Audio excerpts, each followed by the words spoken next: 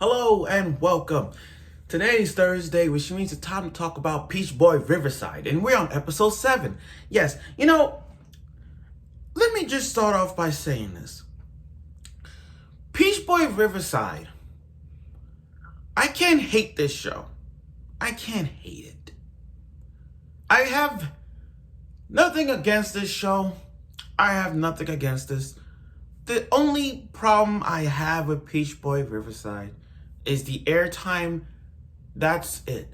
The way how it's all jumbled up, it's very difficult to compare episode by episode and episode, because this entire roller coaster of Peach Boy Riverside has been going back and forward, back and forward, back and forward. And that's what it is. It's so many back and forwards to understand, like, how this episode came up to this. How did this came up to that? Everything about it is just so confusing. And the only good thing about Peach Boy Riverside, and you guys can argue with this one. The only good thing about Peach Boy Riverside is just how edgy this is. By edginess, I mean the blood, the slicing, the not too much, not the goriness, but the way how it's, you see all that bloodshed and all that, it kind of like, okay, this is good. Just like the first episode, I didn't expect that. But now we're getting to episode 7, and I gotta say, all the pieces kind of fit the bill on this. So without further ado, here's my review of Peach Boy Riverside episode 7, or I could call it episode 4. So let's do it.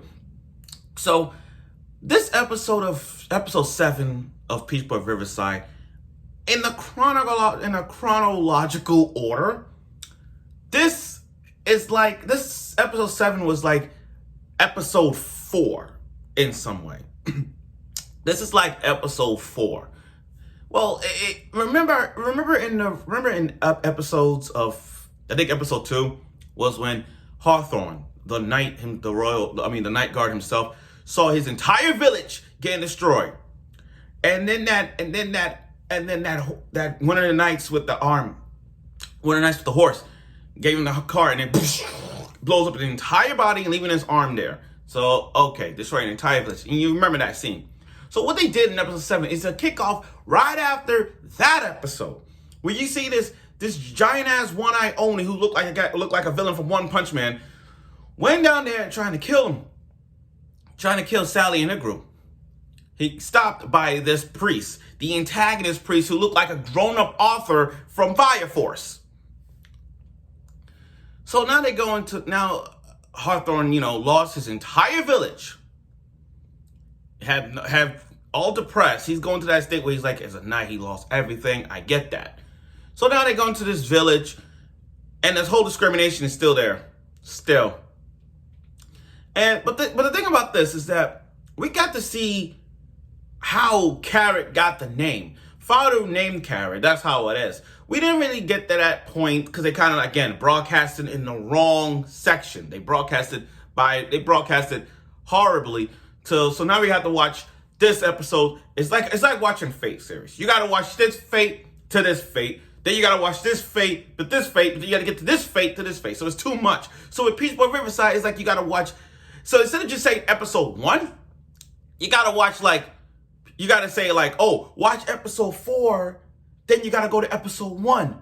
But then you got to watch episode 7 to get to episode 3. And then go down to 4 and then go to 5. It's like so many connections to what episode you have to go. It's like you got to write down every episode to watch piece by piece to see, like, okay, so I got to watch this first and then go back to this one. It's so much back and forth with this one. But you see where it's going. You see where this direction is going. Then Makoto meets Sally, and I like the bond, the confrontation, the chemistry that they have. I mean, they looking back on everything that happened in the past, and Makoto's backstory kind of like fits the bill. I mean, seeing how a demi-human killed his father and when he was little, so see that. He's going in that rage. So he's getting to see somewhat of it.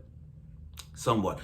So it's like, on the one hand, they both have similar traits. Opposite traits. On the one hand, Makoto wants to kill all the demi-humans. On the other hand, Sally wants to see peace with demi-humans and humans.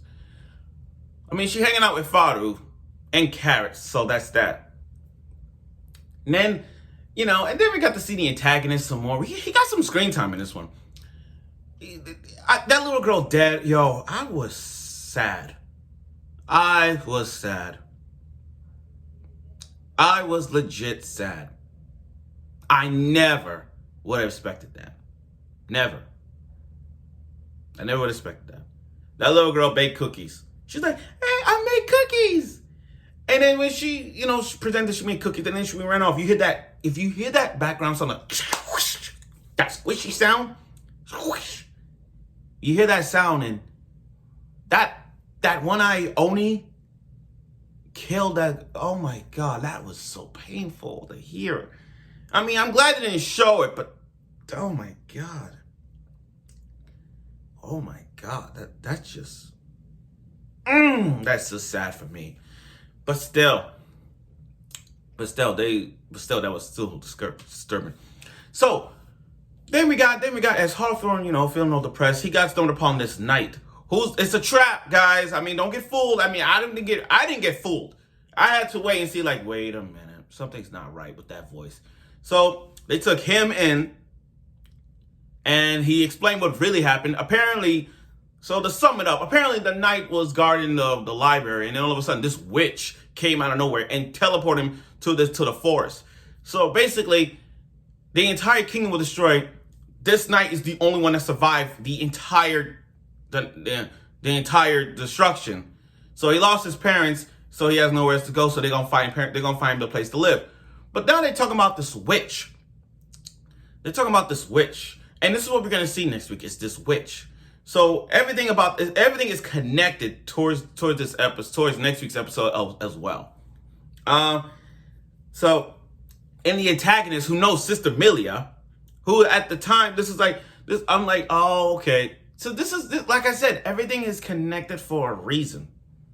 Everything is connected for a reason. We're gonna see, and with Milia in this forest. Remember Milia's backstory, where she remembering Sally and the tree and that ogre tree. It's connected. So now we're gonna see how that even ended up with that. And then all of a sudden, then they go to the witch's forest, and it's really right there. And then walked to the forest. I'm sorry. And they walked to the forest and just found that witch's home, which is kind of ironic because I'm like, wait a minute, that's kind of quick. That's kind of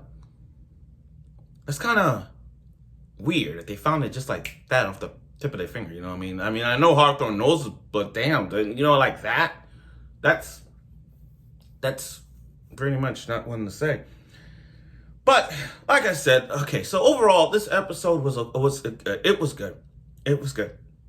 And again, it's not much to say about Peach Boy Riverside except that this is one of those, like, back then I always thought that this show was so confusing, and it is. It is confusing. It just, the problem with Peach Boy Riverside is it's not the animation, it's not the edginess, it's just the timing is way off. That's the thing. The timing is way off. So when you watch episode 7, it's like you're looking at episode 4. And the timeline of it is right now in chronological order. It's like you gotta watch this to go back, then go this to that, and then this to that. So yeah, and like I said, Peach Boy Riverside is good. It's just the timing is so freaking bad. They air timed it really bad, and that's the problem with it. That is the problem, the indictment problem with Peach Boy Riverside. That's it. But like I said, this was a pretty good episode. Everything was up to twine now. Everything's starting to add up. Everything is starting to understanding. So I'm like, okay, everything makes sense. So that's the good thing about it. So I look forward for next week's episode of Peach Boy Riverside, where we actually gonna meet the witch now after seeing from the opening. I want to see what this witch does, and let's see where this goes from now on. That leads to the whole tournament thing that happened long time ago, where Sally had to make a decision between the priest or Makoto. Let's see how that works out in this long ongoing of Peach Boy Riverside. We're almost done with it, so let's see where the journey goes. And I look forward for next week's episode, and I hope you will.